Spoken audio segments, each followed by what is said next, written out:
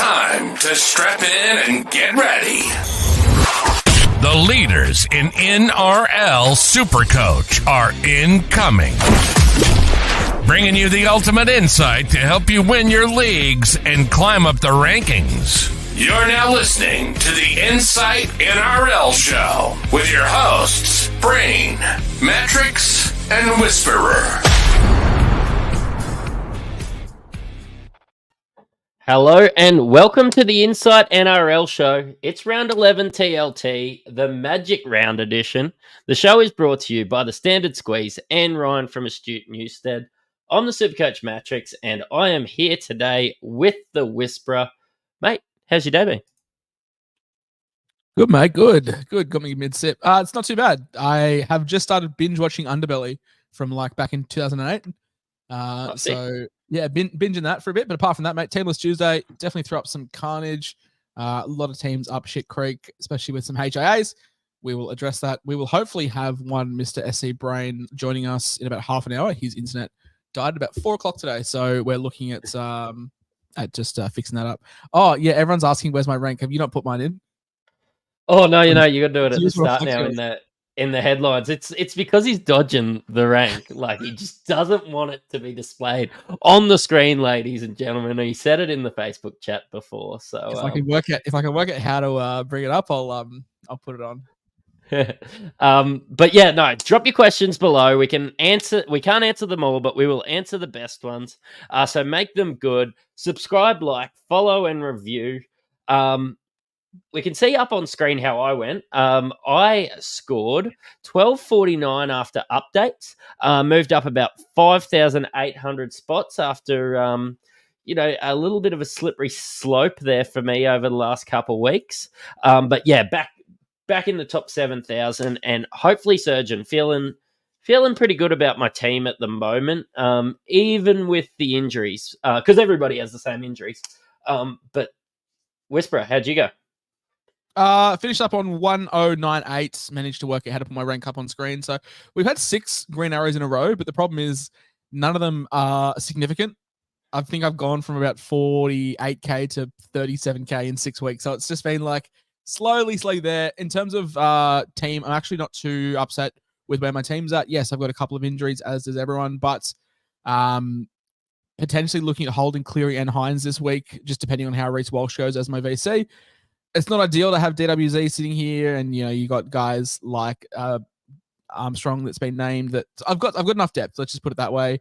That Kai Pearce-Paul is a bit of a thorn in my side. He's 557k, and I've got 360k in the bank, so I can make him whoever I need to. Could potentially be like an Adam Blake type, but yeah, mate. Apart from that, pretty happy with where things are at. All things considering, it's nice to have 2 fullbacks, both with green dots. That's probably the main thing this week.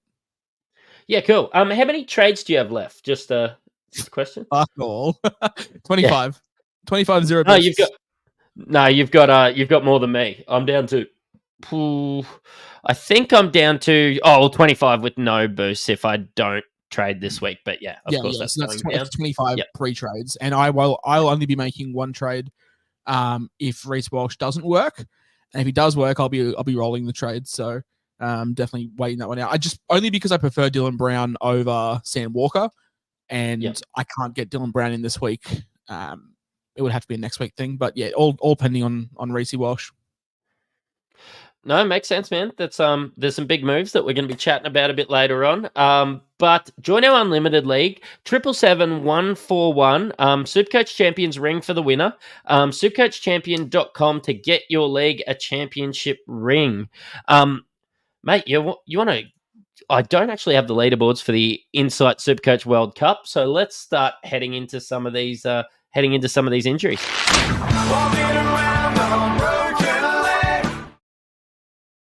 Yeah, notes all over the shop this week because Braino generally does them for us. I've been out and about doing errands and Maddie's been working. So notes all over the place a little bit. But yeah, injuries this week, there is quite a few. We had the Hemi round last week, but let's get a few out of the way. First and foremost, Manu and Max Platt, both those guys failed their HIAs, so they're going to be out for this week. There was some concerns over David Armstrong being potentially out with a HIA, but seems like he's been named and all things good to go. But on the actual injury front, We've got Turbo, Cleary, Stafford Toa, RTS, and Kieran Foran all out with that dreaded hamstring injury. We've got Jason Saab out with a pretty severe-looking AC joint. Brad Schneider picked up a gruesome leg injury in Cup, so that's going to see him sidelined for a while. We've got Billy Walters out with a wrist injury, which brings in one Blake Moser, who I'm sure everyone's dying to see because Broncos fans have hyped him up to the max. John Bateman out for about 8 weeks with a pec injury. Tyson Gamble out with a foot. Nico has that calf concern. He didn't train today. He's been named but didn't train, so he'll be definitely monitored day to day and see how we go. Cheese also out with a calf, and that's going to do up on the injury front. But yeah, it was definitely huge. I wouldn't say it's an injury profile that's much longer than what it is week to week, mate, but it's a lot more relevant names. Yeah, there's just huge names, I suppose, when you start looking at, your Clearys, your Nikos, your Turbos, like that's just RTSs. They're just players that were in like 25% of teams for some of them. So yeah, some big names there, and there'll be a bit of scrambling. I'll say, do you reckon some people will be ripping a boost this week? Oh, I think so. I've got one from, I'm sure he's watching, Sam, a good friend of mine. He owns Max Plath, RTS, Joey Manu, Cleary, Hines, and I think Brandon Smith as well. So like he's up shit creek this week. But I'm sure there's others, with plenty of guys. Like there's so many relevant names here. Turbo, Plath, Cleary, Bateman, Nico, RTS, Cheese was still, floating around there with the ownerships as well. So definitely a lot of relevant names this week. So it's going to be very interesting to see what we do on the buy, hold, and sell front. Yeah, would you like to head into that? Absolutely. Oh, I'm just trying to find all the buttons. This is target acquired. With Cleary and Hines out, Sean Johnson out for 2 weeks with his, shoulder. DCE's not in the greatest form. Jerome Hughes is still out with his calf, I'm pretty sure, as he has not been named. So halfback's thin, but there's been one that's risen above the ranks, and that is Sam Walker.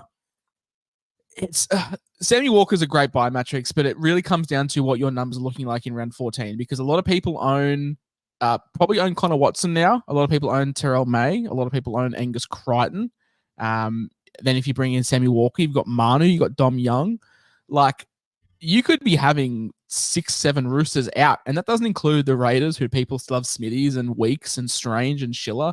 And it also doesn't include the Dolphins, and people are going to have a Sarko, Plath, and the likes there as well. So, Sammy Walker, what are you thinking overall, and then in terms of like a buy structure schedule? I love it. I genuinely think that Sam Walker's the best buy-in this week. I tell you what, you would have loved to get on him last week when he was 100k cheaper, but I personally can't. I just can't hold 5 Roosters. I've got Terrell May, I've got Angus Crichton, I've got Joey Manu, I've got Dom Young.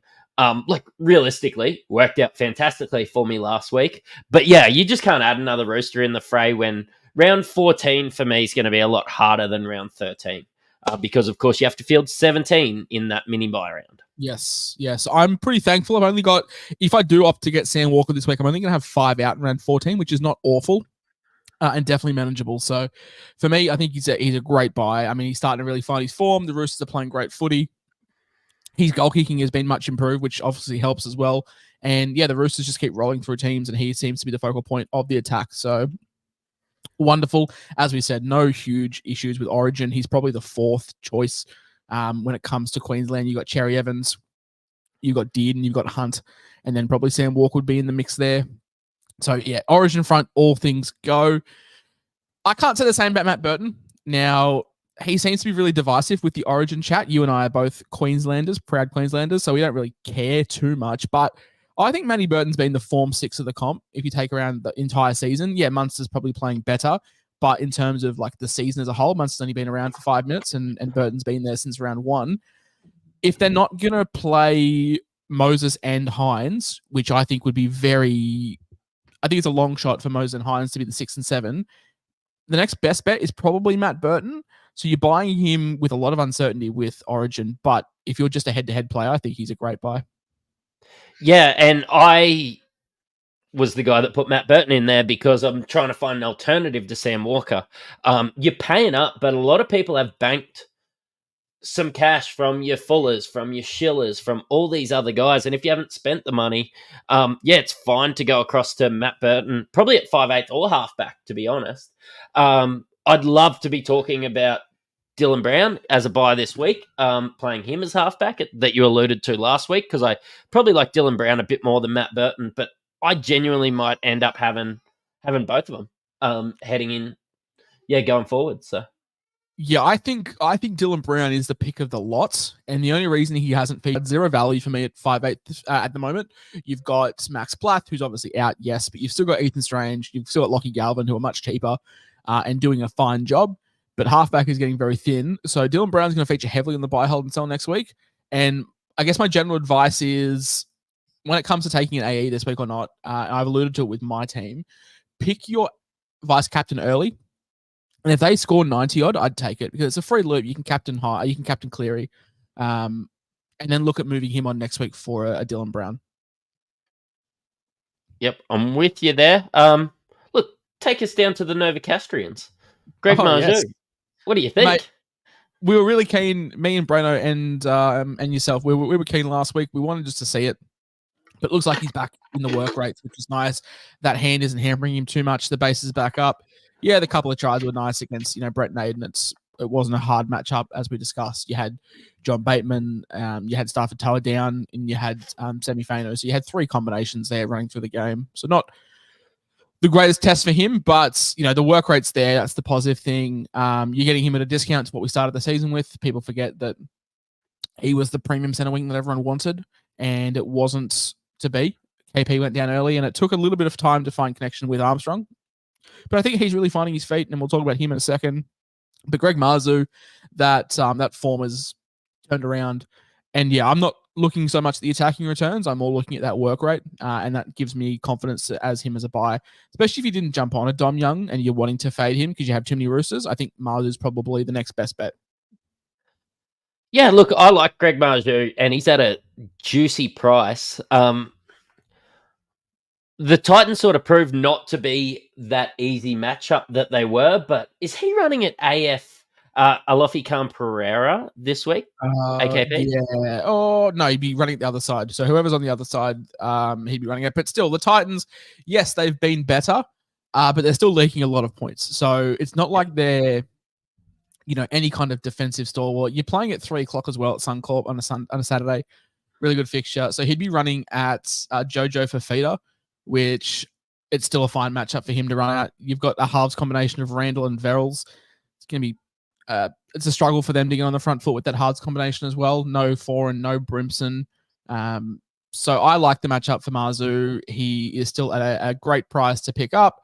As we've said, a few times, his work rate is back, and that's the most important thing. 515K for him this week with a break even of 17. So look, if he does go huge again this week, if he gets an 80, he's only going to go up another 60K or so. So you're still buying him for sub 600 next week. But the matchup against the Titans is a nice one. They are still conceding points at the end of the day.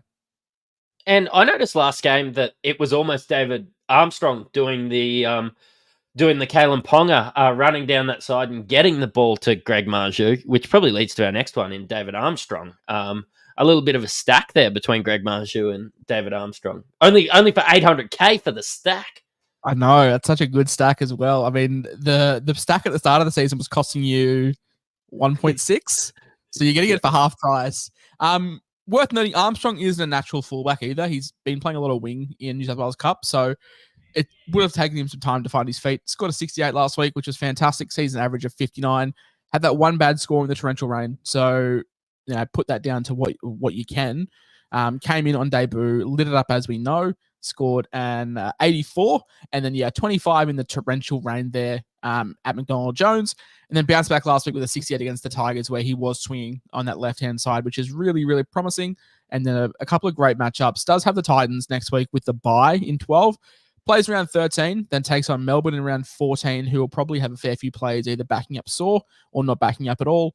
Does play Penrith in round 15, which is an ideal, and has the bye in 16. So he's actually only going to have probably 2 slam dunk fixtures between now and round 16. But the horse is bolted on KP, and you're getting a starting fullback in a really potent attacking team for under 300k, and you're very thankful that score of 25 last week probably slowed the cash down a little bit. And if you didn't jump on him, 299k is the perfect time to do so, with a break even of exactly 0. No, yeah, starts making money as soon as he steps out on Suncorp on the weekend. But yeah, probably he's probably just not going to be a play every week over the next couple. He's still going to make you money. So no, I think the thing with Armstrong is if you have RTS to Armstrong's a great downgrade. And I understand he doesn't play; he misses 2 games out of the next 6, and 2 of those are against Melbourne and Penrith. But if you don't have the cash to go to a Marzu, I think Armstrong's your next best bet. Like if I had unlimited money, RTS to Marzu is what I would do, because I'm still happy to play him week to week, knowing that he's got a good 45 floor in him. But Armstrong, yeah, for 300k, temper your expectations. But I still think if he has that fullback spot, until KP returns, if he does return, then you could be making 250, 300 on him, and I'd be happy to jump off at 550. No, sounds good. Somebody you will not make 250, 300k on. Dylan Edwards. And I'm sort of in the same boat as exactly what you said about Matt Burton. I'm just not sure if he'll get picked in Origin, and I don't want to pay that much money, and I don't want to get a guy that if you're picking, well, look, from over the border, if I'm looking at my team, you're probably right. Your Matt Burtons and your Dylan Edwards, I would probably choose, but I'm not New South Wales Origin coach. We don't know what's going to happen. Yeah, Dylan Edwards would be the perfect buy. If not for Origin. Yeah. If Origin wasn't a thing, I'd be ripping my team apart to get Dylan Edwards in, because he averages over 100 points a game with no Nathan Cleary in the side. He's goal kicking as well, which is really handy. 920k, up 215k on his starting price. Sky high. Break even of 101 this week. Could definitely hit it. So I'm not worried about that too much. It's the Origin factor. Yeah, 920k anytime's a lot of money to pay, let alone for a guy who could be missing a fair bit of time over the next 6-7 weeks. I think he should play Origin. I don't think he does, though. If I had to give you my bet on who plays Origin, who's more likely out of Burton and Edwards, I would back Burton in, just because I think how shallow they are. It'd be a huge statement from New South Wales to drop Tedesco, who has been their captain for numerous years. Although I think Edwards has been the best fullback in the competition for the better part of 36 months. I just don't see them picking him, which I think is criminal. But if you're a guy that's just strictly playing head-to-heads and your league doesn't have, buys, or your league does have buys in 13, 16, and 19, I think Edwards is probably the best purchase of the week. It's not close for me. Yeah, and if he doesn't get picked for Origin, we'll play round 13 and round 14. So, yeah, we may have a special guest about to join us. Oh, you're joking. Hey! Hello. How are we? Good. We're missing you. Just talking about Dylan Edwards and how I just worked out while Whisperer was talking that I can go Trey Fuller to Dylan Edwards and still have cash left over. You have so much money. Yeah, because you've had on $1 million in your bank account for about 8 weeks, haven't you? Yeah, it's accruing interest. They should actually implement that next year. Wouldn't be a bad idea. 10% every week that you hold. I've got about 91k in the bank at the moment. What do you think, mate? Dylan Edwards. We think he's the best buy of the week if Origin's no factor for you, or if Madge came out and said, no, it's Tedesco till we die. 920k is a lot of cash, though. Yeah, it's a lot of cash to pay up when there's no 100% certainty that it's not going to be Dylan Edwards. But I think maybe the saving grace, or the thing that maybe I'm talking myself into and making me feel a bit better about it, is the fact that with the loss of experience, I guess we could say. Sorry. Stop trying to catfish me thinking that you're ranked 1,000. Yeah, it's 1,038 at the moment. I'll change it in a second. Is the fact that they've lost that kind of Origin experience, like Cam Murray and Nathan Cleary obviously going down very recently. I think they're probably going to need that Teddy's experience to lead them around the park. So that's maybe saving grace. Do you think if they're lacking experience, they need to bring in like an Origin veteran, like a Tavita Pangai Jr.? Has he finished his boxing career yet? Is he ready to go? I'll take him with his one game. No, he's on an 11-day stand down at the moment. I heard. Oh, Jesus. After he got belted. Yeah, I think Dylan Edwards, if Origin's no factor for you, or if you have full confidence in Tedesco being the fullback for New South Wales, yeah, he's probably the best buy of the week, averaging well over 100 with no Cleary in the team. Fair shout. Don't rely on me to host this one, Mattrix. This is you. Let's head into the hold.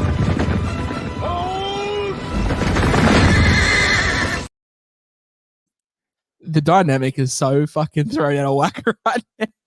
I'm enjoying it. I get to sit back and just enjoy myself. It's now, nice. Holds, did we make this list before 4 o'clock today? Yeah, I think we did. We did it in the chat, didn't we?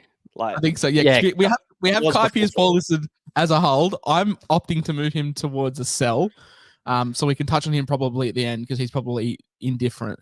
But Nico Hines, out for who knows. Talk is he didn't train today, but has been named. So to me, that says, hey, just have the week off. We're going to give you as much time as possible to be fit for this game, and it'll be a game time decision. Yeah, I tend to agree on that. The problem with that now, and there's so many conversations around, do I sell Nico? Do I hold Nico? What do I do with Nico? And if Cleary was there, or if we had another, if only 1.5 went down, it'd probably be an easier conversation to have, wouldn't it? But not only is Nico in doubt, the cancer that is Braden Trindle has also been named, which makes it like, fuck, what do we do? Because he's dog shit with Trindle and he's amazing without him. Well, I mean, I put it in the chat to you guys this morning because usually I just wake up in the morning and have these really fucking random ideas about Supercoach, and I'm like, oh, I wonder if this will work. And I said to you guys, I'm like, is there logic behind selling Cleary due to the fact that he will miss round 11? Round 12, they play the Panthers. If he gets picked for Origin, which there's every chance he probably will or could, he misses 13, 16, and 19, and the Sharks have bye round 20. So he plays 5 of the next 10 if he backs up for every game from Origin. Now, Josh, you're kind of convinced that maybe he doesn't play State of Origin. I don't know. It doesn't bode well when Madge is like, hello, Jack Whiten, please come out of retirement. Please come play Origin. And Jack Whiten's like, I'm good, thanks. And all the talk is that, like, it's Moses. Like, if Moses doesn't break, then he plays. It's just so hard right now. I'm not selling Nico just because of what he can do. And I think he probably backs up if he needs to. What do you reckon, Matty? Yeah, look, I'm going to hold him because I can't watch another game where I don't own Sir Nicholas. But it's more for me, do I sell SJ, if anything? And that probably leads us into the next one. I think I'm probably leaning towards holding SJ because he's out for a couple of weeks. I know that you guys have him as a sell, but yeah, look, I'm thinking holding Nico, holding SJ. Worst case scenario, what do I get? Jamin Salmon's 30.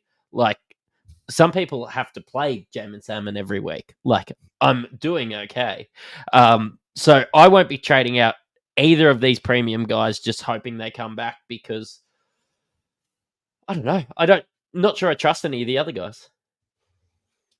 It's pretty dire, isn't it, at halfback? There's really not a lot of options aside from, I'm sure you guys spoke about Sam Walker, I'm assuming, Matt Burton. Like, who else are you picking? Jackson Hastings? Shout out to Damo. Yeah. Tyrant Wishart? You can see you can wait a week and wait for the teams to get named as well. Like, SJ's not going to lose any cash. If Nico doesn't play, he's not going to lose any cash. So you're not worried about that. The only if Trindle gets named on the bench or something like that, like he's in the reserves at the moment. If he gets named on the bench and we're worried that, Nico's going to play, and if it looks like, they're getting pumped or they look like they're pumping someone, then he comes off or something like that, I hate it. Like, that's when I would move Nico. But for now, it's holding Nico and SJ. And calf injuries suck and they hang around forever. Like, we've seen it. Is that, do you feel better now, Josh? Is that all right? No, because I'm going through and starring all the comments because we didn't do it at the start. And then Wayne said me in the middle looks so odd. And while I'm here, I'm just going to do that to get it back to some kind of normality. Yeah, okay. All right. We're back. Yeah, I don't know.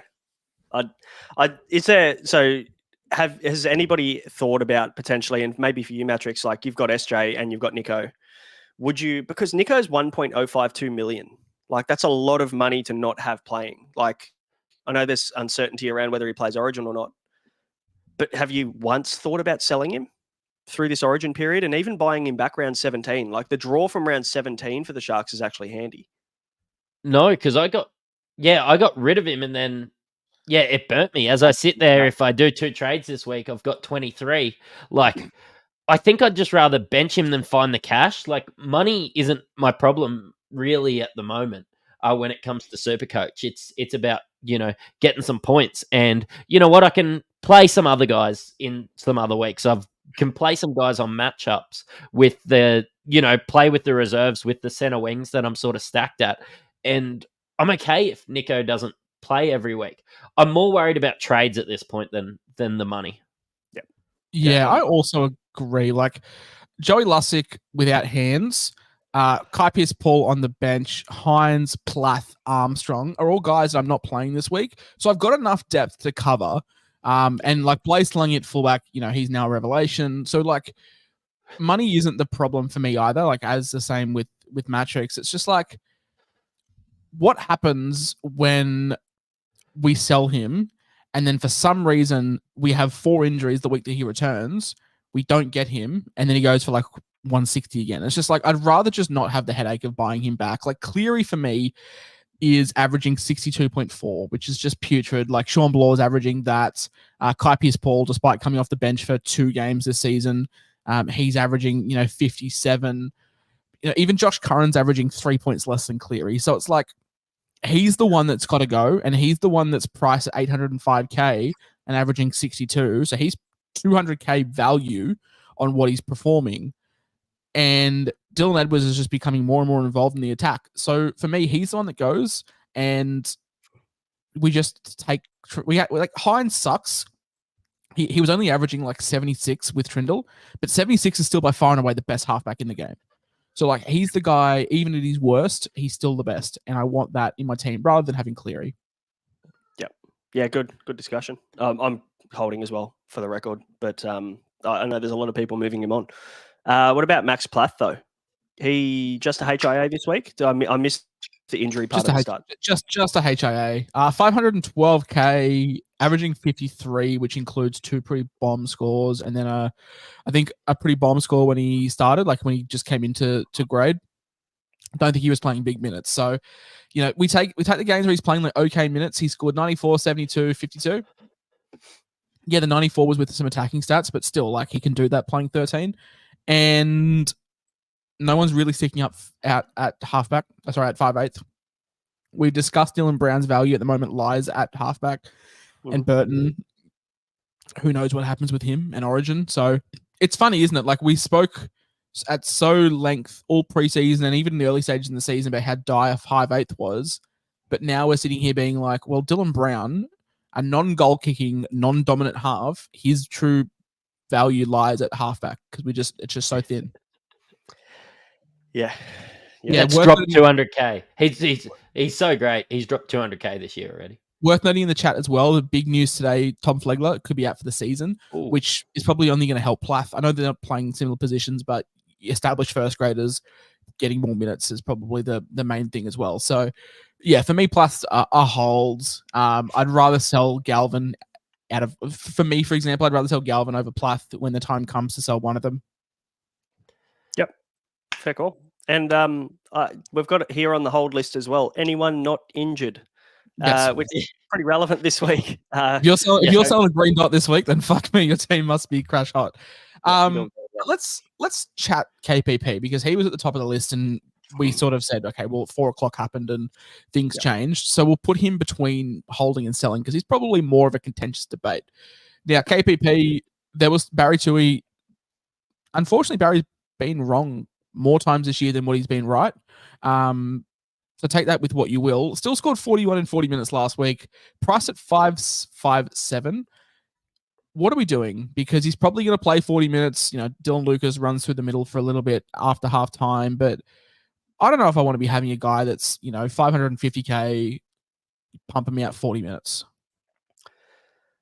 And now Mattrix's value is, 80 break even. You're probably going to start to bleed cash if you only see 40 minutes every week. Probably, but I mean, I've got on the list keeping Mulatalo with a break even of 111. Like, I think we've got bigger problems in our teams than Kai Pearce-Paul. But say you've got 30 trades, then yeah, going a Kai Pearce-Paul to somebody else, completely fine. But I See, just kind of like the fact that there's no chance this guy plays Origin. He's been playing really good footy. I know Dylan Lucas has been good too.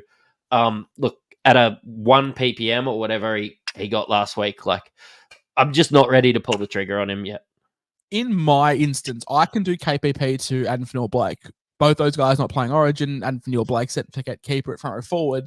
That's something I'm definitely eyeing off, just via Curran or May. But like the thing is, May is 567k. He's playing 35, 40 minutes a game, but his PPM is just so far and away better than KPP's. I'm just not too sure what we do, because like Frizzell is by no means injury proof, and Dylan Lucas has been in and out of the squad. So it's like, are you happy to lose a bit of cash on him because you've made 212k if you bought him from bottom dollar? Did lose 40k last week, and if he scores 40 again this week in conjunction with his minutes, he's going to lose another 35k. So back down to about 520. Yeah, again, I don't know. Money's not the problem for me, but I understand trading him out this week. Yeah. Sorry, I'm getting distracted by the comments. There are Yeah, flying toilets. Flying toilet was a big feature in our NBL podcast last year. Big Mattrix fan from what I've heard. But yeah, mate, you're welcome at any NRL anytime that you want. And also for Ian Johnson ripping me for catfishing everybody with my score on the screen still. I can't actually change it. I have to exit the fucking thing and come back in again to change it. I tried to do it the way we normally do before the actual live starts, but apparently you can't now. Oh, no, you can't. Yeah, I could add mine because I didn't have one, but yeah, you can't change it. So, oof. Yeah, but anyway, that's all right. Maybe I'll quickly duck out and duck back in. Talked about Mulatalo then, Mattrix. Like, I mean, have we adequately covered KPP? Sorry, before we move on. Yeah, I think so. I just think Mulatalo's like one of those guys that he has these peaks, he has these troughs. We could start to see a little bit of a change up in the halves again with Trindle looming, and that's really where Mulatalo excelled. Again, the trades have more value than dollars for me at the moment, and I just think Mulatalo, where he could go on a run, and the Sharks are absolutely humming. He doesn't seem to have that floor of 10 or 15 that he used to have. He still pumps out 50s when he's not going fantastic.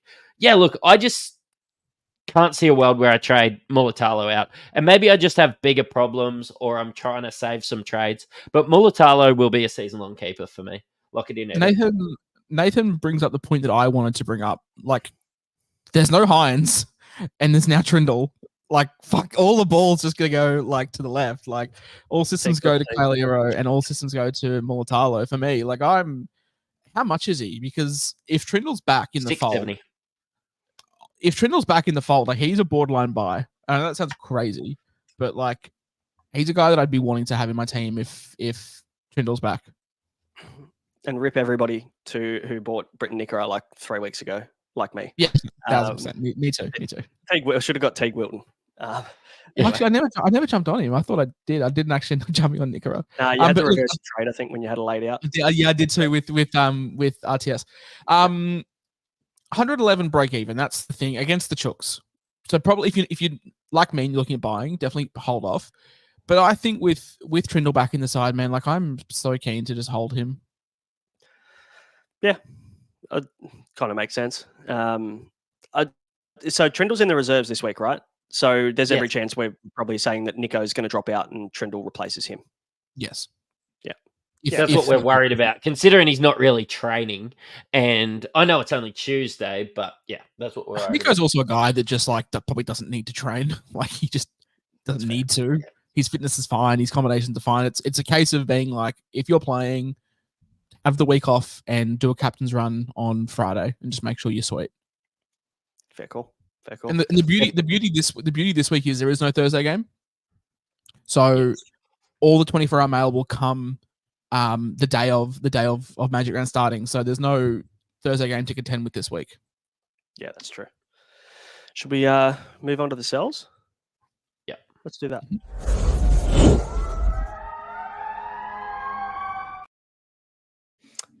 Turbo first on the list. Injuries galore, right? So maybe we preface this by saying that all of these guys that have multi-week injuries, we had SJ on the list before we found out he was only 2 weeks, so we can probably scrap him. But Turbo, Cleary, RTS, AJ Brimson. Who else are we mentioning here that we've forgotten? Did we get a timeline on AJ? All I saw was it was painful.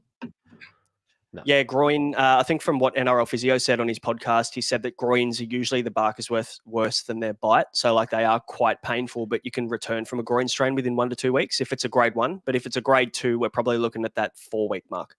So if we find out news that it's a 4-week grade 2 strain, yeah, he's definitely a trade out. It sucks for people that bought him last week, doesn't it? He still scored well, though. Normally when a player goes down injured, they cop a 12 or something like that, you know, but he got 79. So, like, that's still a good little party present there. Who else is a sell?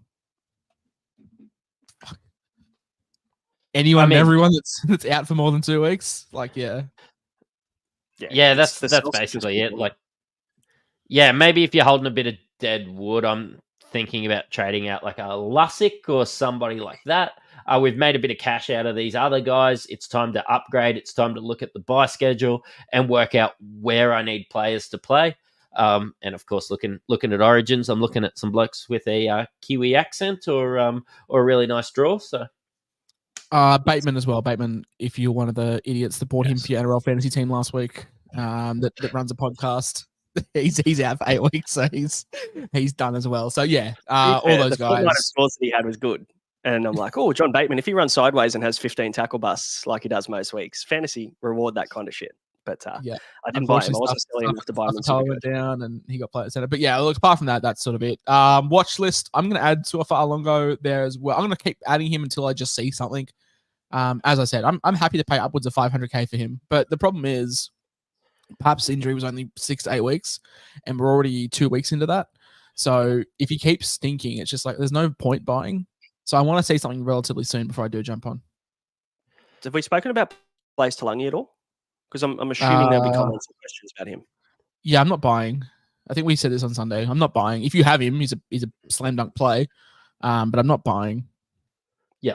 Good question in the chat here from Fisher. What are we doing with Sam Hughes? I didn't think we'd be talking about Sam Hughes ever, but 411k just quietly gone up. Break even of 50 this week.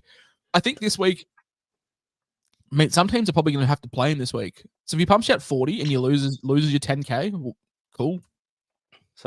I also think he's. Did I read that wrong? Is that front row forward 4?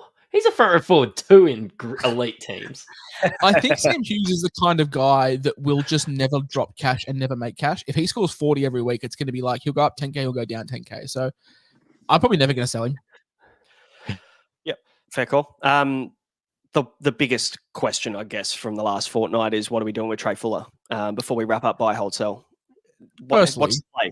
Just the hysteria that people think that like he was about to overseed Hamiso. It was just absurd. I was a huge Trey Fuller fan. Like I was telling everyone to buy. I was defending all the buyers on social media. Everyone was like, haha, Turbo was the play. I was like a Trey Fuller defender. But it turned really quickly when all the owners were like, oh no, he's just going to stay at fullback now. Like you have to keep him there. I'm like, well, let's just calm down. I think the Trey Fuller sell or hold debate is interesting. There's no right or wrong answer, I feel it's a preference of what you want to do with your fullback. If you want to hold because you had the cash, you probably spent it at your center wings, or if you didn't spend the cash and you've still got it, loading up on your center wing seems like a great option. But if you're also the old school mind of like, we need 2-gun fullbacks, Latrell, Reece Walsh, I mean, insert Drinkwater, Edwards, whoever you want to put there. I don't think there's a right or wrong answer with this one. What do you reckon, Matty? So as an owner, my plan is currently to hold him. Like I was playing around with whether I could buy, say a Dylan Edwards. But where the issue comes in going Trey Fuller to Dylan Edwards is if you have the New South Wales fullback and the Queensland fullback, you find yourself in a little bit of a hole. So yeah, I'm going to be. I don't think it's that big of an issue because you only have to play 13 players. Like you can have no fullback, you can have no halfback. Yeah. So if you have Cleary and Hines and you have Edwards and Walsh, you can just not play those guys, and you can play Sam Hughes and Joey Lussick of the like. Yeah, it's not going to be great, but Yeah. I expect Edwards to back up. And I probably expect Walsh to back up too, just to be honest. Unless they play Sailor. I don't know. You're more of an expert than me there. Yeah, so Sailor's out for 8 weeks. So Oh, okay. Well, yeah, Reece Walsh is backing up then. Reece Walsh is backing up. Yeah, but Fuller's going to play 13, and then we're going to get another price rise out of him as well. So not only, like he's got What a is break his even break- of 20. Okay. Yeah, 20. So we're going to make, so not only am I going to have a really good player for round 13, if I wait that long, because I think I'll just get rid of him round 14, but I'll have a really good player for round 13, and then I can just move him on, cop another price rise. I don't think I need him this week. Like, who am I reaching for? Like maybe a Lockie Galvin or somebody like that who I wasn't going to play. If I boost him to or trade him to like a Dylan Edwards. Yeah, I'm on the hold Trey Fuller, but only for 2 weeks. So it's like a little asterisk. Yeah. My thing is like if you hold and he scores 100, you make 80K. Ooh, you don't have a fullback for 3 weeks and you make 80K. I don't know if that's the play for me. I think that the changing of the rules for buys where you only have to have 13 players, doesn't matter where they play, that changes a lot with your premium trades, I feel. Yep, probably a good point. Should we move on to squeeze of the week? Let's do it. Shouldn't we? Maddie, I might leave this to you so I can change my rank and be cool like the rest of you. I'll be back. No, sounds good. If you're sick of breaking glass bottles, your beer going warm, and your coffee getting cold, the Standard Squeeze have everything you need to drink responsibly, but also conveniently. The Standard Squeeze products are made from food-grade quality plastic so that you can measure the perfect pour in case you need to drive and you know how much you've got.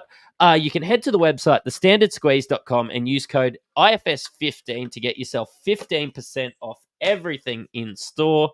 And heading into the top scorer for round 11, it was Rob, coach of Poppy's Predators, with a 1386. After captaining for Feeder, he had tons from Best, Marju, and of course our boy Dom Young. Well done. Reach out to us on socials or use the Contact Us link on our new online store in the link below.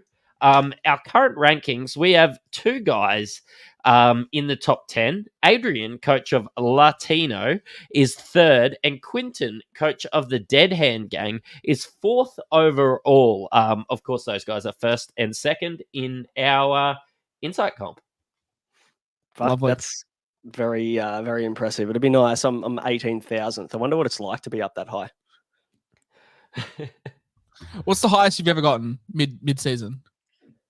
I cracked top 200 for 1 round, and that's the highest I've ever gotten, I think.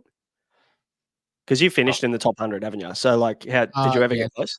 Twice. 9th. The year I got 59th. 59th. The year I got 59th. I was 9th in like round 17 or something. I captained Bronson Zeri, and he scored like 123. Fuck off. Of course he did. Should we talk weather? Mattrix, you've done the weather report this week, so maybe this one should be you. Yeah, load her up. All right, give me a sec. And now here's Ollie Williams with the weather forecast. Ollie? It's gonna rain! Thanks, Ollie. Still my favorite stinger that we have. Mm-hmm. Friday, and of course it's all up in sunny Brisbane. Friday, we've got a couple of showers, mostly in the morning and afternoon.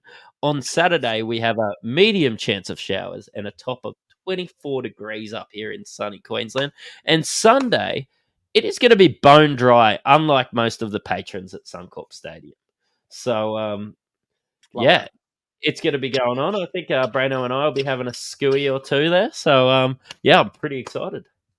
Yeah, I'm looking forward to it. My first Magic round. You went last year, but first one for me. So, looking forward to catching up with everybody up there and having a beer or 2, or probably more than 2, to be fair. But breaking news: Harrison Grant has been found not guilty of his dangerous contact charge. We saved himself $500, but also sent you a message that was such a dog shit call. Big message, because Craig Bellamy came out in the presser and said, Now we know that the standard has been set and that anyone who touches a kicker, regardless of intent or anything, will be sin binned. And now that probably overturns that decision, which is good for the NRL, thank fuck. Let's talk about these games. We've got the Raiders and the Bulldogs as the first game of the week, 6 p.m. on Friday. Jordan Rapana's back, which, as someone who bought Chevy Stewart in NRL Fantasy, not Supercoach, but Fantasy, I'm a little bit upset because I need the number this week. But Rapana's back. Hopewadi's out, though, in this one. Bulldogs, they remain unchanged from last week against the Panthers. Much to talk about here. I know that we've probably already talked about Matt Burton. Anybody else from the Raiders or the Bulldogs we want to mention? No, this game is just a shit show for the Supercoach. No, yeah, I mean, yeah, the Bulldogs are right, but Carraz? yeah, the Bulldogs are right. Yeah, Carraz, I like it. That's probably the only one that I'm looking at.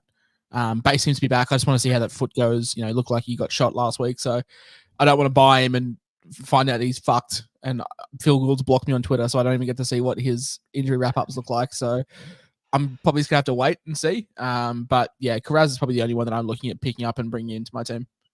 Yeah, it's more about trading out Raiders assets than buying them in as well. So yeah, Morgan Smithies is the only one that I'm still currently holding. So yeah, me too. What about? This is probably going to be a question at some point about KO Weeks. -20 break even this week. Looks to have the halfback role pretty much locked down unless he has an absolute shitter. Any love there for him? I mean, 5'8", we talked about it. It's a pretty shit position. Pretty ordinary. I mean, but have we made enough cash now to be able to pass on these guys? I think the only world where you buy KO Weeks is if you own Dylan Brown, because you're selling Cleary and you could bring in Weeks and make a fuck ton of cash. That's the only reason I'd do it. I wouldn't be bringing him in. I'm not looking at selling a Plath or a Galvin for him, and I probably wouldn't sell a Strange for him. I mean, you could sell RTS and move Strange down if you've got him and bring in Weeks, but yeah, I feel like we're at the point of the season now where it's like, I'm happy just to let the 270k borderline cash cow through. Like, if we're not picking up a fullback from Melbourne, like if we're not jumping up and down for a fullback from Melbourne, then I'm not jumping up and down for a halfback from the Canberra that's 60k cheaper. That's fair. We've got a better game, second game of the Friday night, Mattrix. Your Broncos up against the Sea Eagles. So shame Turbo's going to be out, but the benefit to Turbo being out is that we've got Tolu Kola winning the fullback spot. Talau in the centres. Veiga comes in on the wing, and Hamoli's back from his 2-week suspension as well for owners and people that mostly held, which is good. Waddell back to the bench, and then we've got Jock Madden. He comes back in. Tyson Smoothie starting for Billy Walters, who's out with that wrist. Is it wrist injury, hand injury? Yeah, it's wrist injury. Yep. Yeah, and then Blake Moser. What do you think about Blake Moser? You haven't been a fan, have you, Mattrix? You've been a little bit critical of Blake Moser. Oh, I haven't been. He just it's sort of one of those situations where everybody goes off about a bloke, and now that he's he's the second coming of Cam Smith and everything along those lines. And then I've actually watched him play in Reggie's a little bit, and he actually hasn't sort of set the world on fire there. Look, actually huge, really tall for a hooker. I expect him to be pretty exciting in attack. But yeah, look, I'll be interested to see how he goes, and I'm excited to see him play second game of his career in front of there'll probably be 40,000 odd people there charged. It'll be a big moment for him.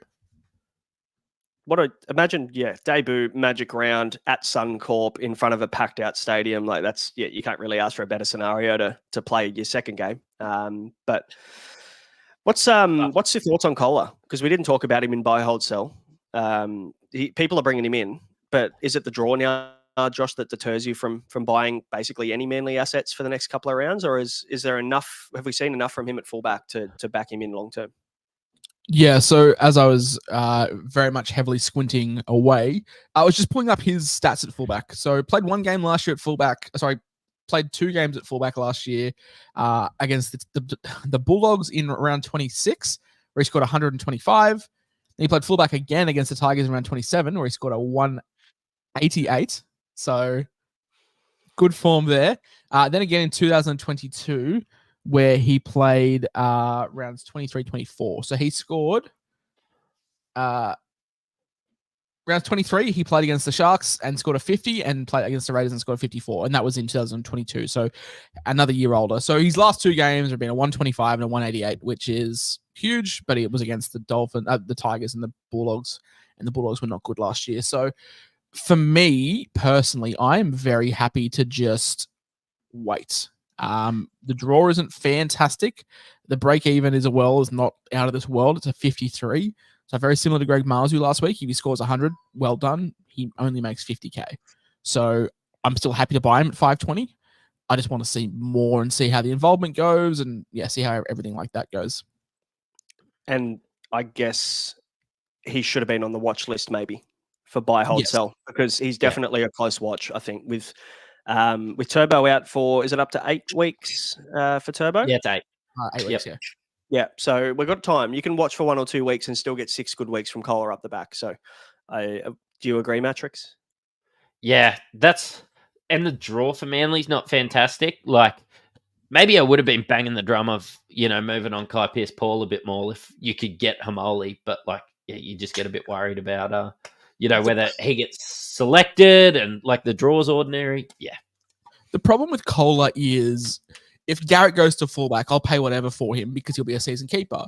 Because even at centre, he's proven that he's a season keeper. So when he goes back there, it's not the end of the world. For Kohler, he's averaging 46 on the season. So when Turbo comes back, you have to punt him. You can't just hold him and be like, okay, cool, he's still a keeper. So that's the only issue with him. It's like 2 trades it's costing you for maybe 5 weeks. And 2 of those weeks are pretty putrid when it comes to the draw. So for me, it's probably...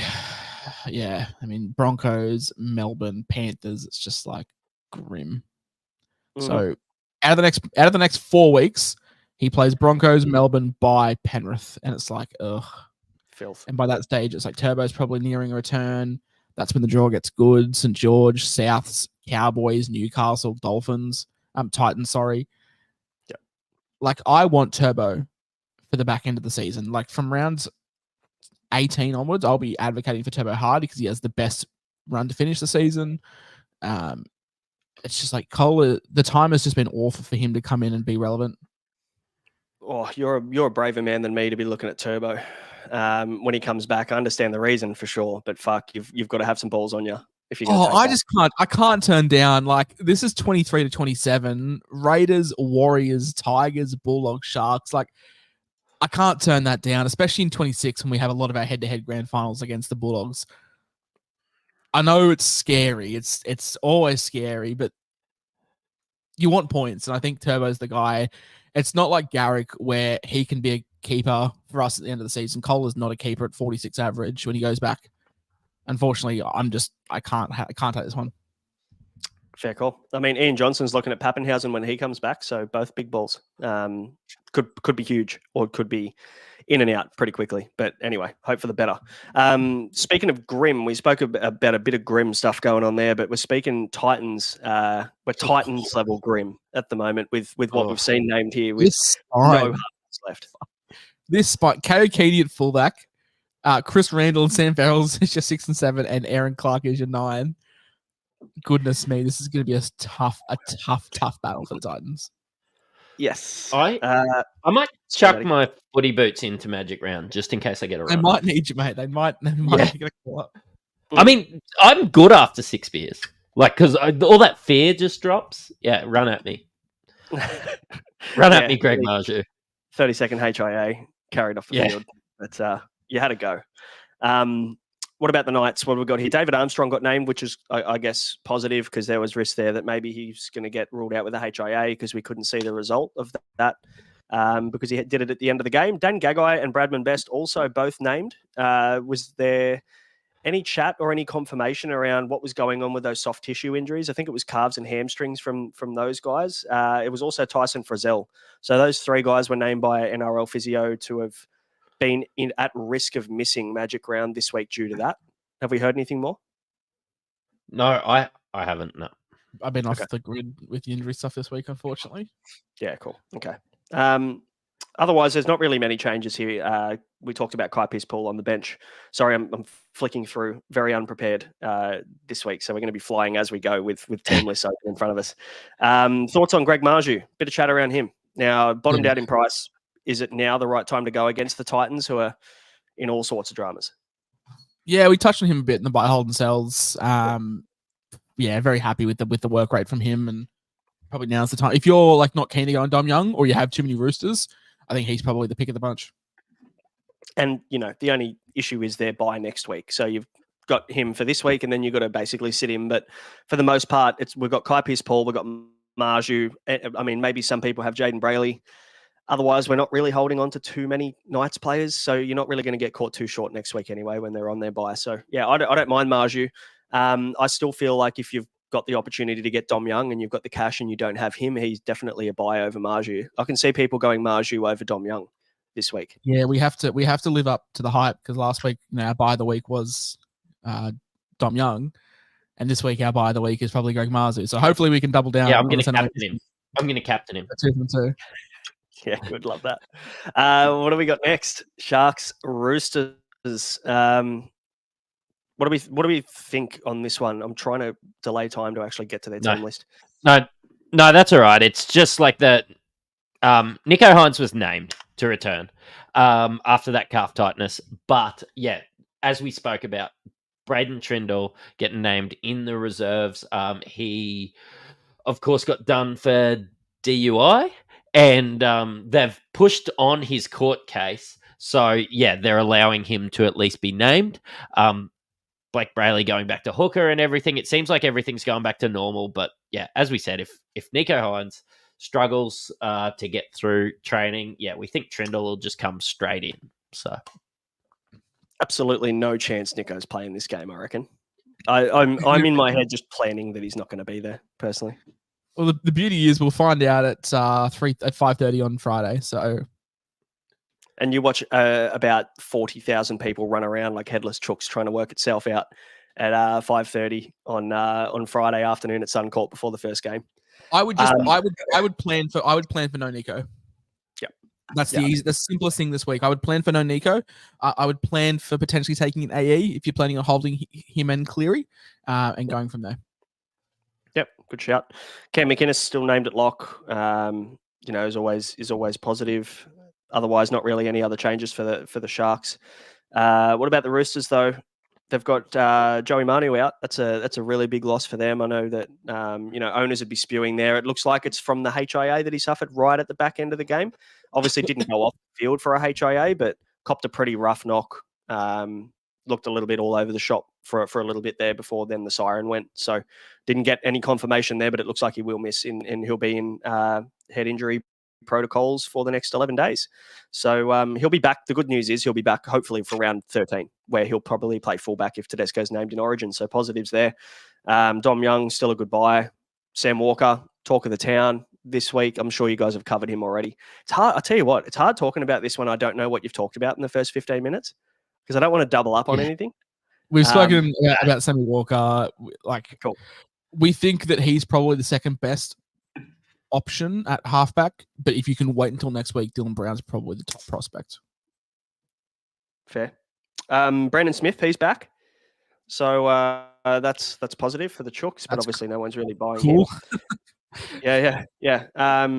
Not really any other chat for these two teams, but let's move on to the Rabbitohs and the Cowboys because I mean this could be a poo slinger or it could be game of the round. I really don't know how to take it. Can it be both? Can it be a 30 to 32 poo slinger?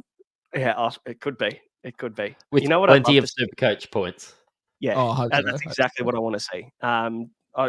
When's the rain supposed to be around, Matty? On Saturday, medium showers, top of 24. Okay. Oh well, I mean, hopefully that rain stays away for that last game of the. Yeah, it won't be there in the nights. It'll be in the it'll be there in the afternoon. So good. So, couple of things. We see two new wingers come in. One being Alex Johnson, which is only great for Latrell Mitchell, and two, great for our team value, Jacob Gagai. Been named finally. It's only taken until round 11 to get our first prize prize. It should be a good one though. Is he the luckiest man alive? So he gets named, gets to go to Vegas. Yeah. Just hangs out for 8 or 9 rounds, and then gets named for Magic Round. He just the first try of the season. He has blown his whole 120K that he earns for the season for the Rabbitohs at casinos this year. So he's either Yeah, he can't claim 360 because he's tripled it at the cast. So. That's fair. So I'll tell you what, though, have a look at this reserve list for the Rabbitohs. Shibasaki, Matt French, Adam Christensen, Bailey Bentley Happ, and Liam LeBlanc. Have you heard of any of those guys apart from Jamet Shibasaki? I have not. I thought it was Bevan French. Tell you what, he would look. South would love a Bevan French right about now. Yeah. Yes, they would. Even what's going on with Tane Milne in the 17 jersey this week? I'm assuming they're going to play him through the middle because they've got no other option. No, they just got no. Oh. It's them or some like Jersey flag 16-year-olds. I know we haven't talked about bets yet, but is there a market for Tane Milne sin bin? Send off, Surely yeah. got to be paying like $1.20. Can I say something before my bets in advance? I actually hate your bet, Braino. Good. Yeah, I just put mine in. I don't know if I love Braino's, but we'll get there. But I only wanted to put it on because I might be buying a Rabbitohs player this week. And I thought, you know what, I'm just going to go all in. Hang on. Is it the same one from last week? Because you told me black and blue, you're not doing it. Or have you now come back around? No, I messaged you before the pod and I said, I'm definitely going to do it this week. Watch me. Because I wanted a pick that I could really kind of follow, a trade that I could follow this week at 7:40 on Saturday night. So it's going to happen. AJ back, that's great. Probably great for Latrell, great for Cody. So positive. It's also great. It's also great for Val Holmes, who's running at Isaac Thompson. Yes. Oh. Let's go to my bets. He could be definitely a good captaincy option. We'll talk about them a little bit later. But if he learns to put the ball down inside the in goal this week, he could be a really good shout. Speaking of the Cowboys, Drinky's still back. Hey guys, can I just say something? Juggernaut said this is for Mattrix. Your audio is booming when you speak. All right, he's going to go and he's going to come back. Anyway, all right. He's Mattrix is off to go and play basketball, so it's me and you. Right, yes, I forgot about that. Otherwise, really no changes. I mean, Jordan McLean come back from that hamstring. Did you know? Like, fun fact, did you know? I'm assuming you listened to the Magic Sponge this week. Jordan McLean's had more hamstring injuries than Tom Trbojevic. Like, everyone talks about how many he's had. That doesn't fit the narrative, though. It's weird. I mean, I don't know. Until we see Jordan McLean running in the Corso and then slipping in the shower somehow the next day, very coincidentally, I don't think anyone's going to care. So, but yeah, this game is certified trash. Sammy Valame is out. Murray Talangi comes back in. Apart from that, whatever. Like, I don't care about this game. Yep. Ian Johnson wants to know if Corey Oates is going to be anytime try scorer for Mattrix. I don't think it is this week. No, I think it's an anytime try score bet, but it's not Corey Oates, unfortunately. No. And Ian Johnson's asking if I'm buying Cody Walker. I said that I was going to buy Cody Walker last week and I didn't. But it's happening this week. You should have, because I bought Latrell and then we could have celebrated when Cody put him over. Yeah, but Cody scored 40. So, like, I've timed it perfectly. Cody still had a try assist. Yeah, I know. A try assist in 40. Mate, I'll tell you what. First things first. Fuck me. Chance 5'8" to Jewel. We're not going to get there. We're going to run out of time. But, like, mate, why couldn't this happen a couple of weeks ago? Yeah, we needed this, didn't we? But weird. I mean, how do you think he's going to go at the 6? Because he's struggled for rhythm at the back, I guess, since he's come back. Like, I think the Warriors get killed. I think this is going to be a disaster. Yeah. I mean, Tane Tuapiki's back. That's fantastic. From a Supercoach perspective, no, I won't lie. I went and looked at his break even and kind of had a look. No, stop it.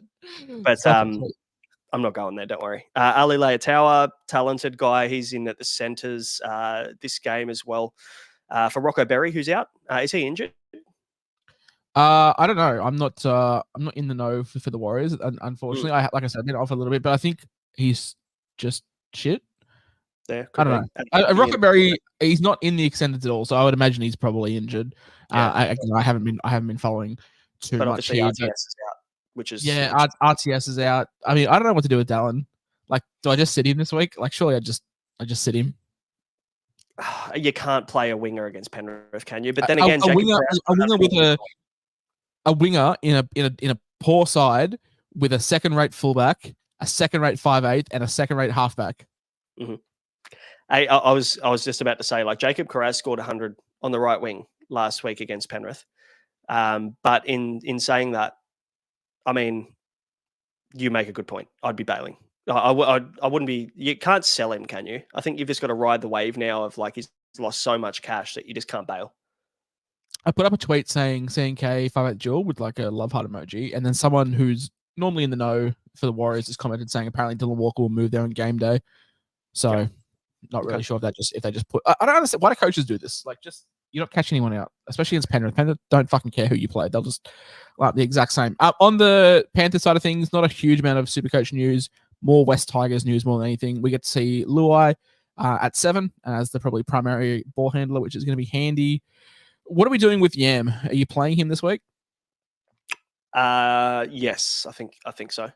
Who's he going to be running at? Who's going to be at right center? It'll probably be Adam Pompey on the right center, won't it? Or does he play left? Probably. I think Leotower plays right, doesn't he? So I would assume that he'll be playing inside of DWZ. So yeah, they'll definitely target that left hand side heavy. I'd be against Harry on debut. Yeah. Very fractured hand 2 weeks. Thank you, Mark, in the chat. Much appreciated. Yeah, you're right. Nothing really else to talk about for the Penrith Panthers. Brian To'o, I mean, he's bottoming out, but he's playing Origin, so there's no doubt in that. So probably have to wait on him, but not really anything else to talk about in this one, really. Scott Sorensen on the extendeds. So it has some effect for Ghana. Yeah, it has some effect for Ghana because a lot of people were looking at him. Just keep away. Good news. I mean, there's no Liam Henry either. I don't know what's happened. He's not on the extended, so obviously something has happened again. But they picked Dane Laurie at 4. What was that? They're up potentially of the same injury that he had that 1 week layoff 2 weeks ago. Probably, which is fine for me because if I'm going to be running AA this week, I'm very happy to have as little players as possible. But if you own any forwards, if you own Leota or Harris or Yo, I mean, it's good signs with Dane Laurie there. The 1 back 3 forward bench. So not a huge amount of news there, but yeah, this game, Panthers line up as expected with no Cleary. And the Warriors are just the Warriors at the moment. The Storm taking on the Eels again at Suncorp every week. Storm, as per, no changes. Joe Chan comes in, but on the extended, so his time in the sun is all but gone. And for the Eels, Bryce Cartwright comes in for Brendan Hands, who drops to the extended, which is great news for Joey Lussick. Anything to talk about here? No, not really. I mean, Brendan Hands not being there is great for Lussick, but fuck knows what's going to happen to this bench if Cartwright isn't ready to go again. It was a rib injury, wasn't it? So like that one could be from a pain management perspective, he could be laid out again if he hasn't pulled up right. To see Brent in the chat, Liam Henry HIA protocols, and just check the Penrith. Didn't even see that, so appreciate it. I didn't even see the HIA. Worth noting that Ethan Sanders has dropped to the bench or to the extendeds with Dejan Arce and Dylan Brown playing 6 and 7. Moses, there was some rumors that he'd be coming back, but that was shut down pretty quickly. And Brad Arthur has named 2 edges on the bench, so Cartwright and Kelman Tuilagi. He's also named Joff Hengawi on the bench. How much are we putting on that he starts this game? Oh, I don't know. He's never done it before. So, no. Yeah, every game.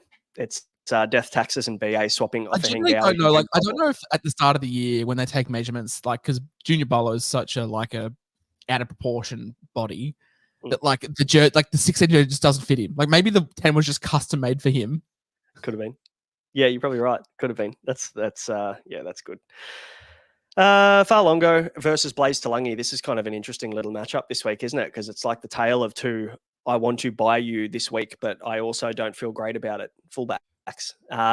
Blaze Talangi looks like the ticking time, not a ticking time bomb, but the clock's running on Talangi's relevance in Supercoach, I think, with Gutho not due back. But Gutho's back in 2 weeks, I think? 3 weeks at worst case? 2 weeks is fine because then we get that 100 in the cycle for as long as possible, which is going to be great. Yep. He's not a guy that will probably, I know he came off the bench that one time, but I don't expect him to be coming off the bench again. So if he's like 450k, I'm happy just to hold him until something pops up. So amazing. He's 319k at the moment. Break even to -5, and that will even be lower next week with another score of 50 odd. Yep. Yeah, definitely. So did we speak about Suafalongo at the start? I'm assuming we did. I'm not keen. Like, he's averaging 36.5 with 1 try, 2 line breaks, no work rate for him, no goal kicking. Until Bellamy shows us that he's going to use him more in attack, then I won't jump on. But even then, it's like Pappy's only a couple weeks. He's only like a month away. With Tyron Wishart being a natural ball runner as well as playing with Munster in the halves, maybe he suffers a little bit more. It seemed to struggle a little bit last week, far longer with Wishart in the halves as well, as good as Wishart played. So when Jerome Hughes comes back, it'll be a very close watch to Farlongo to see how he goes there. Xavier Coates, he's back, which is good. What else have we got here? Sean Bloor, Ellie Katoa, they're still, that's a me versus you decision pick from about a month ago where I picked Katoa and you picked Bloor. I reckon it's a pretty close race considering I paid $200K more. Yeah, and they had that. I think there was that one game where Katoa scored 45 and Bloor scored like 90. So it's actually probably, I think Katoa's ahead, but it's like, cash versus points.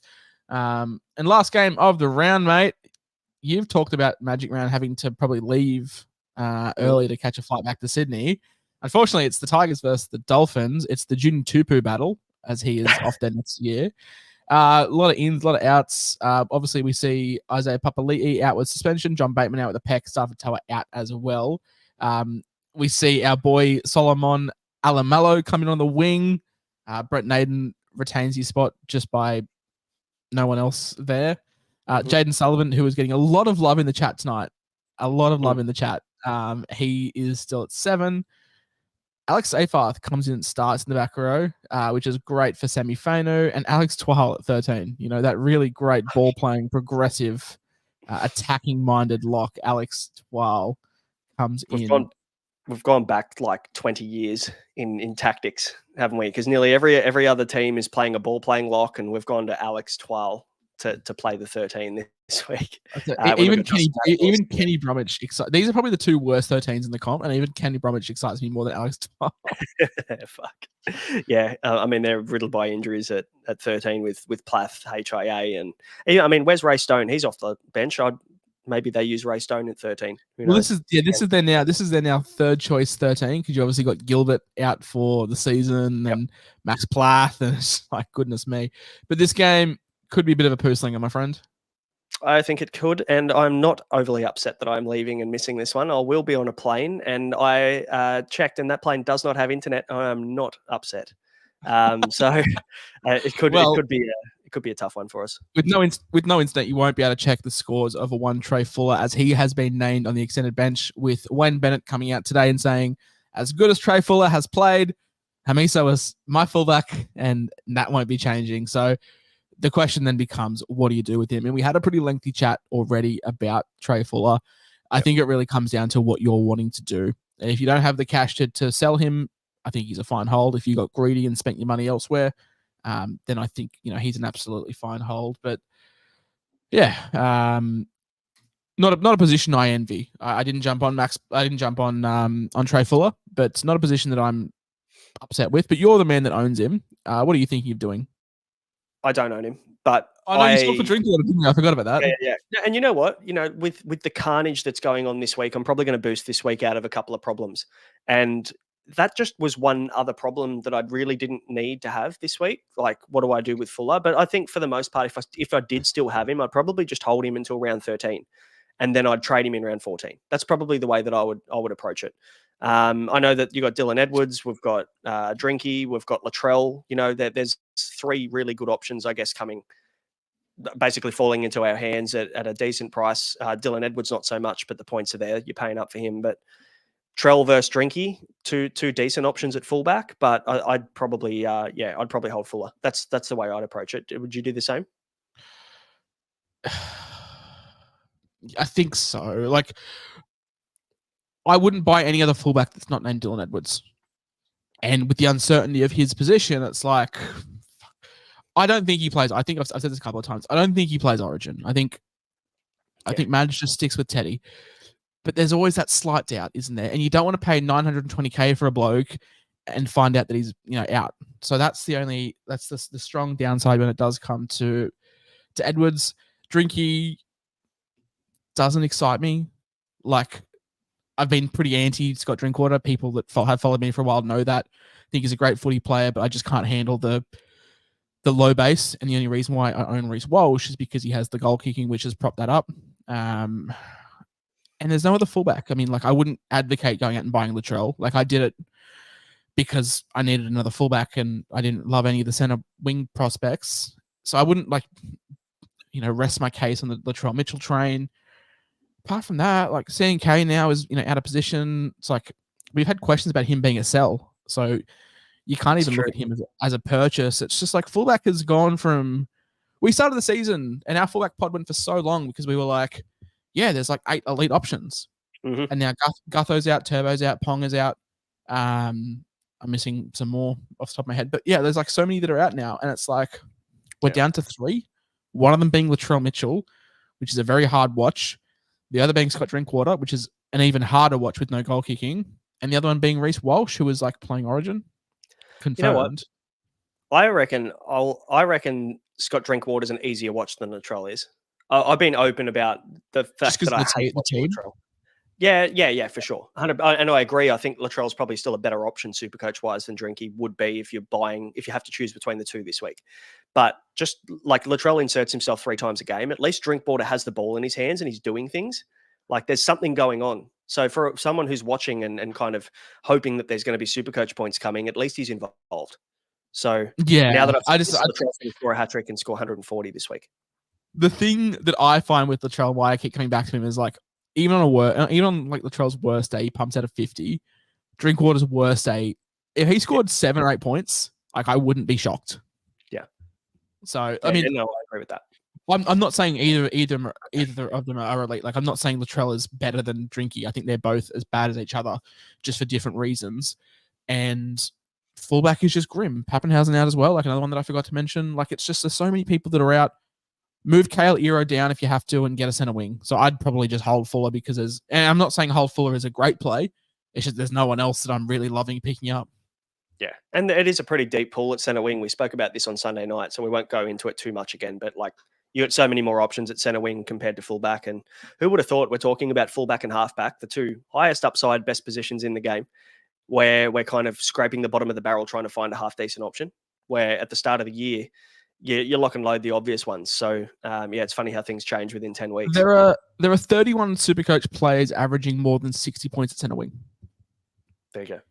So there's a lot of options. Yeah, for sure. That's the games. Let's talk captains. Are you ready, kids? Aye, Captain! And before we do the captains, they're brought to you by Ryan from Astute Newstead. If your home loan rates are above 6.2%, maybe you want to buy your first home, maybe you want to refinance or renovate, or maybe you just want to save some money like the rest of us, then you can reach out to Ryan from Astute Newstead for an obligation and cost-free inquiry. His link tree is in the description below. Hit up Ryan and he'll look after you and save you some coin, get you into your dream home. Now, VC and C, I was talking to Maddie a little bit about this kind of pre-pod during the day, and there's like a couple of maybe options at VC, but like it's kind of grim because like your go-tos in your Clearys, your Nicos, your Turbos, like they're all out. So you have to maybe get a little bit spicy with your captain's pick this week. Yeah, I couldn't even captain Hines if I knew that he was playing. Just unsure. I've been pretty vocal about potentially just rolling the trades if Reece Walsh pays off. I think he's the most obvious VC this week. I think a lot of people own him. A lot of people jumped on him when Pappenhausen went down and when he bottomed out in price. Scored 90 last week, which is great. Plays Manly this week. We know they concede a bulk of points to fullbacks, and Manly haven't been going fantastic recently. But yeah, I mean, Nico's under the injury cloud. There's no Cleary. There's no Pap. Yeah, it's kind of grim. It's really tough this week. I mean, a lot of people would probably gravitate towards an Angus Crichton, and rightly so. I generally don't know what I'm doing with captain this week. I probably will just, if Reece Walsh fails, I probably will just have to take a Crichton, genuinely. Yeah, I was going to say Crichton maybe is the safe pick, I guess, this week, just looking at what he's done recently since he's come back. But I'm talking, you spoke about maybe your tactics in terms of moving on your halfback or how you're going to trade out Cleary or whatever this week, and using him potentially as a VC loop or as a loop option if Walsh fires. So I think that's probably the best option. If you're not 100% certain and all in on Sam Walker or all in on Matt Burton, who are the halfback replacements, maybe you can just hope Reece Walsh goes massive and cop the AE this week and then reassess next week when Dylan Brown has the halfback duel. But aside from that, what about Matty Burton VC? If you took Burton, would you have a crack? Yeah, Birdo VC, Kickow VC could be another one if you're doing Kickow, Karaz VC, great options as well. Yep.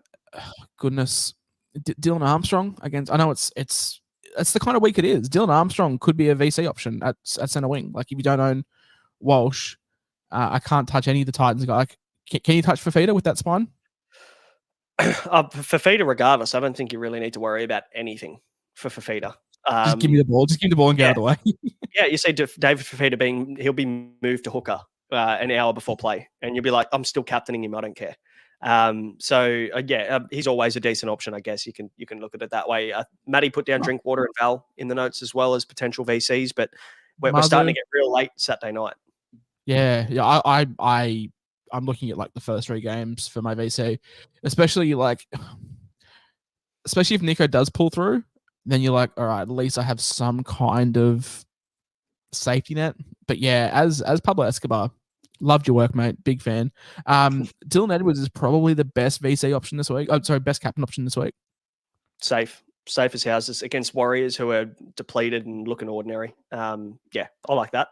Dylan Edwards, Cam Munster even against the Eels. We know that the Eels are definitely not defensive juggernauts by any means. So any love for it's very, very rocks or diamonds, but last game in the round, Jermaine Asako captaincy. Yeah, I'm all for that. I don't mind that either. Nice little matchup there. I mean, the Tigers haven't necessarily kind of leaked points or tries to any specific position. Like, it's not like we've let in like fucking 9 tries to left wingers or anything like that. Like, we've just let in tries across the board. So you can't really tell where we leak them the most. But I think against the Tigers, it's a nice matchup. Justin P makes a great point. Said, I have no faith in Drinkwater, which is good for owners because, yeah, it's true because I had a lot of faith in him last week and it didn't work out well. So just do the opposite of me. Someone up here in the chat earlier said, oh, yes, it was Mark. Alex tried to get his second try this week. So is he somehow in the captaincy option? Yeah, you may as well. Starting lock. Maybe there's a few more minutes there for it. If he gets another try, then we have to chat. We're changing the podcast intro. Absolutely. Because, I mean, it's been a while. We're holding on to that Alex Twile try. It's been nearly a season now since we changed that intro. So we might need something. We might need something else. Trell, captain, against the Cowboys who have been bad. I just can't. I love having Trell for the ride and for the memes. And when he goes shit, everyone comments on my posts, which gets me more engagement, which is fun. But like, I just can't put myself through it. They suck, but like, if you're picking Trell as one of your captaincy options, then who's your other fullback? Yeah, that's true. I'd rather VC Kailero than Trell. Yeah, you've got to pass on a Walsh or a genuinely good option. This is for you, mate. Ian Johnson says Cody Walker, Captain Braino. Does he at least get some kind of vice captaincy look? When's the game? It's Saturday. It's the last game of Saturday. Yeah, no, I probably can't make that work just because of how late that game is, and I can't captain him.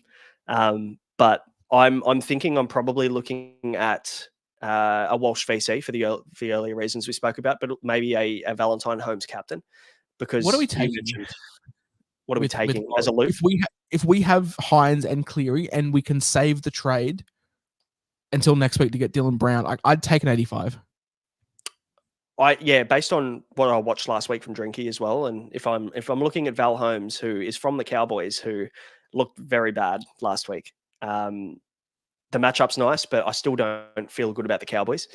I'm probably taking with an AE, which means that I'm probably taking 80, 85, maybe even 90. Like, I don't think an AE that this week is that bad when a lot of people are having to play their 21st, 22nd men's in their squad.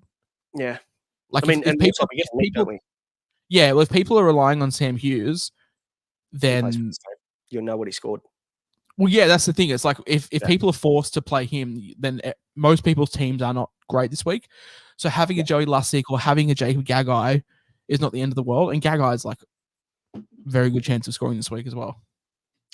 Absolutely. Are we playing Gagai?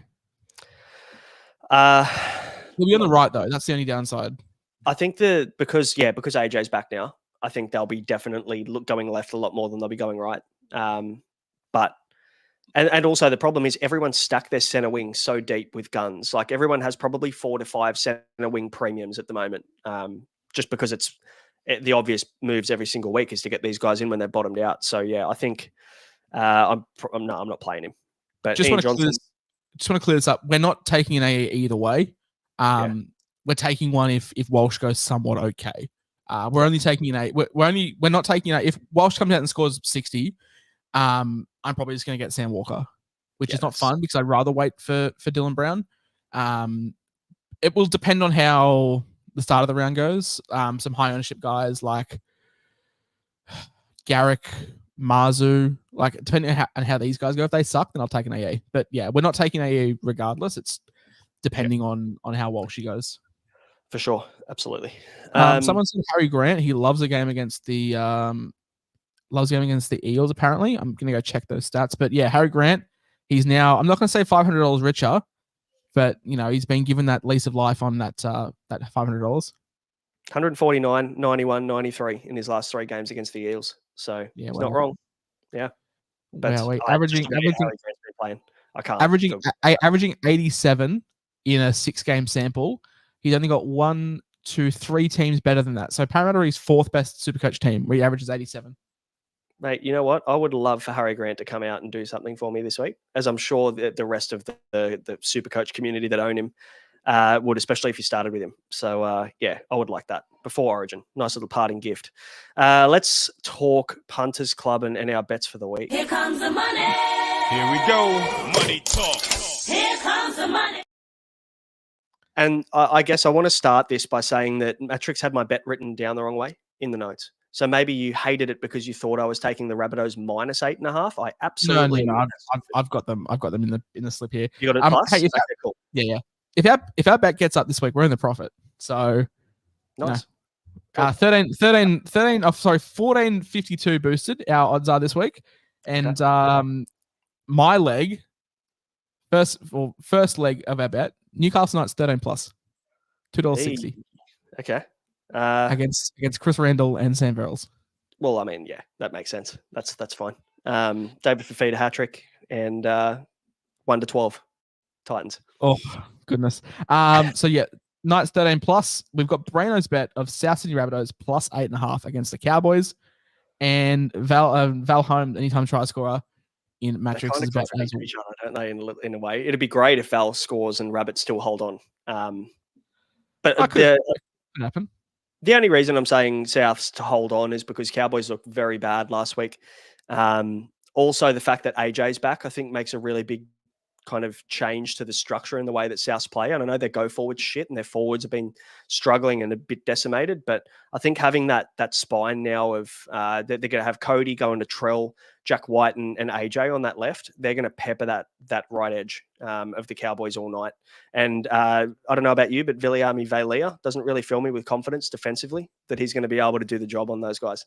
No, he doesn't fill the void for me as well. And as a Trell owner, yeah, very happy to see AJ back. He can hold a wing, and he knows how to hold his line as well. So hopefully, he stays injury free because I do want to see the record broken as well. But yeah, those 3 legs combined will be 1450. So it'll get us back in the green.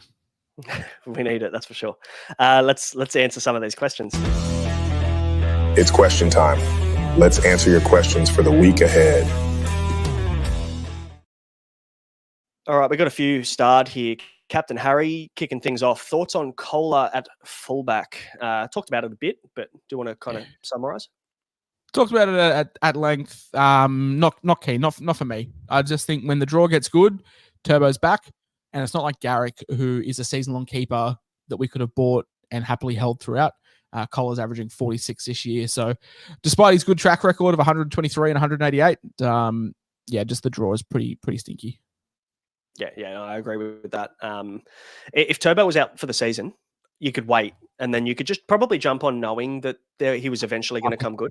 3 weeks, yeah. It's just that small sample size. We know we're on the clock basically with Kohler, and he's got 4. The next month is shit.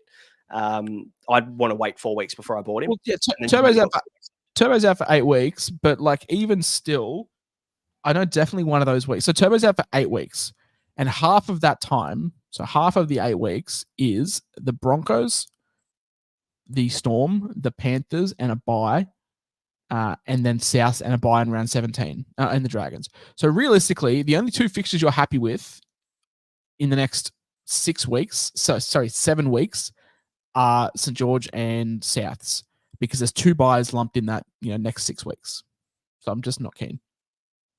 Yeah, no, that's no good.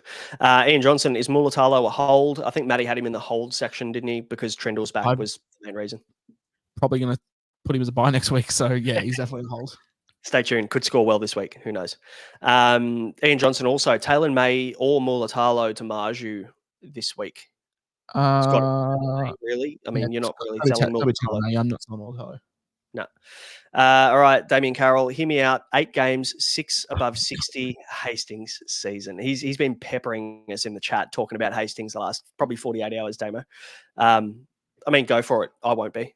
But if you want to, sure.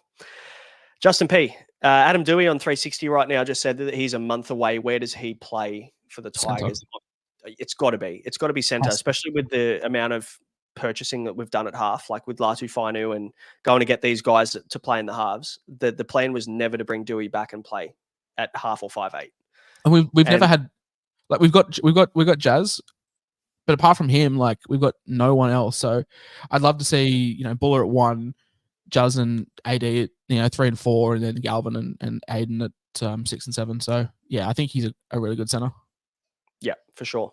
Hold or sell Fuller. We've pretty much put him in the hold camp, maybe for the most part, if you had to pick one, but it's a bit tricky, isn't it? Because it just depends on, I guess, your numbers and how many Dolphins, Raiders, who's the other team on the Roosters players that you have for round 14. But I'm on the hold camp until round 13 and sell round 14. Are you with me? Yeah, I think so. Just there's no one else. Yeah. Nathan, if you have Nico and Cleary, would it be worth nothing Cleary than using the cash for guns with high ceilings elsewhere, considering other halfbacks aren't averaging high? I wouldn't know. I'd rather just get KO weeks. Yep. Yeah, that's fair. Way too early enough, deliberately. When do you start nothing then? Do you reckon for the run home after Origin is when it's viable now to nuff? This year will be a little bit different for me because I'm not going as well. But like in previous season when I was going much better, yeah, like after the bye, after like round 19, like round 20 onwards. Yeah. Ideally, in a perfect world, I'm not making trades from round 22 onwards and then just making them based off matchups or injuries. But yeah, this year's very different for me. But generally after Origin, you're also not gonna get 3 great Origin weeks. You'll probably get 2. So pick which ones are going to work best for your team structure. Pick which premiums are going to be playing in 16 and 19 and 13. Like, don't plan on just getting 3 great rounds. It's not going to happen because you're going to be fucked in round the week after 14, 17, and 20. And also, people are very low on trades in comparison to previous years. Like, I reckon nearly everyone I've spoken to has traded really hard up until this point, just because of injuries and changes and all these random cheapies that pop up that everyone must own early on to build up bank. So how many trades do you have left at the moment? 25 before I make any. Now I've max boosted, so there's 15 trades. I've saved trades 1 week. I went 1 week where I rolled them both. Coincidentally enough, that was when I was on my cruise and I had my best round ever. But apart from that, I've made 2 every week. And that's at the start of the season. Yeah, some of them were stupid, like Turbo or like KP to Walsh and stuff like that was like wasn't needed, but a lot of them have just been like injury related and we've been fucked. And NRL Physio said this, like he said people that are jumping up and down about the injuries are wrong. We're having no higher injury rates than usual. It's just the injuries that are happening are to the relevant Supercoach players. So that's where the hysteria is coming from. The injury rates are the exact same. It's just more Supercoach relevant players.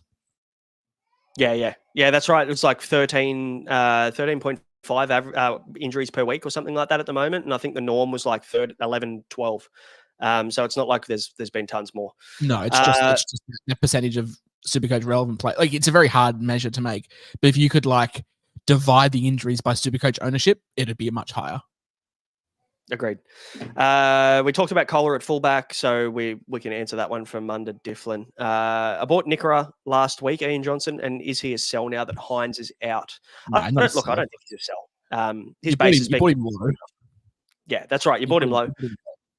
And also, I mean, how do we not know that things are going to change a little bit? The dynamic's going to change. Nico started to get into his own a little bit now. So I'd say that we're not just going to go back to the first 5 rounds that we saw. It's also not like you buy Dylan Edwards this week for 920K and all of a sudden Penrith go, hey, you know what? We lied. Cleary's actually back next week. When you bought a guy at a sky high price, then you could jump off. But you bought Nico. You bought Nico Rima at an all-time low. I'm not selling. Like, without Nico, he might be a 2RF3. With Nico, he could be a 2RF1. So it's not a huge thing. Yep. Charlie Wilkinson, is Isaiah Papali'i a buy? Obviously coming off his big score at lock. First time he started at lock this year so far. He is suspended this week, unfortunately, but he'll be back in a week. So obviously not a buy right now this week. But will you look at him next week with the Dragons, with the Tigers having a really nice run through Origin in terms of availability? Yeah, him being Kiwi definitely helps as well.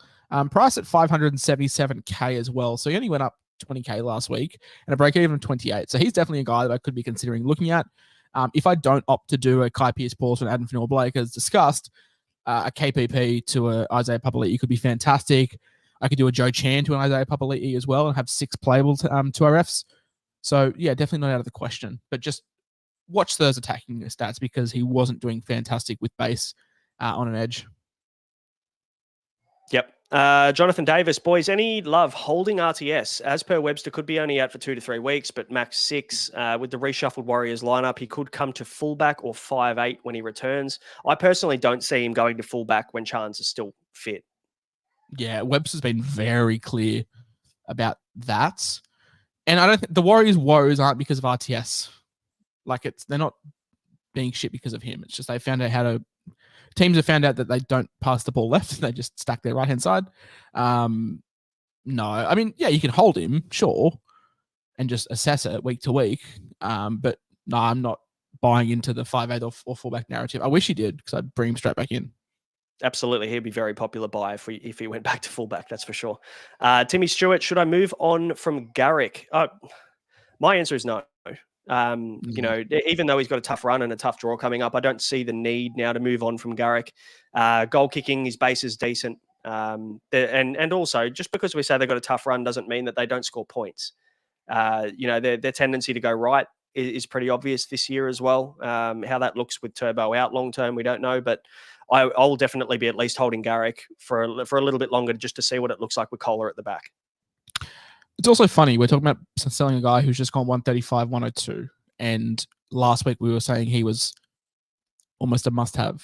So, yeah, the draw is great. But, like, you knew this. Like, you knew if you purchased in round 9 against the Raiders, like, you knew this draw. Like, the draw didn't change overnight. And, yeah, as we've said, Turbo's a guy that I want after round 19. Garrick will be there as well. I don't want to trade him out just to bring him back in. We've already said how low on trades people are. Yeah, absolutely. Exactly the same.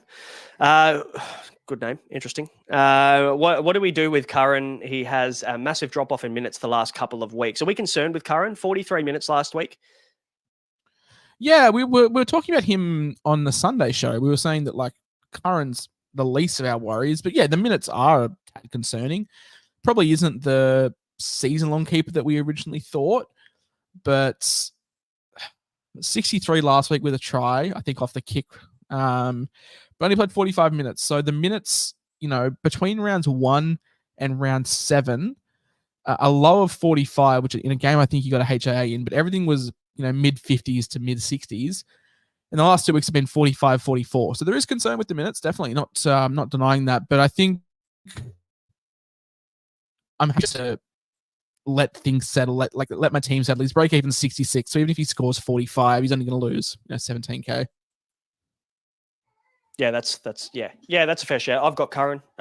He's in my front row forwards as well. I'm not really overly panicking. I think his role's fine.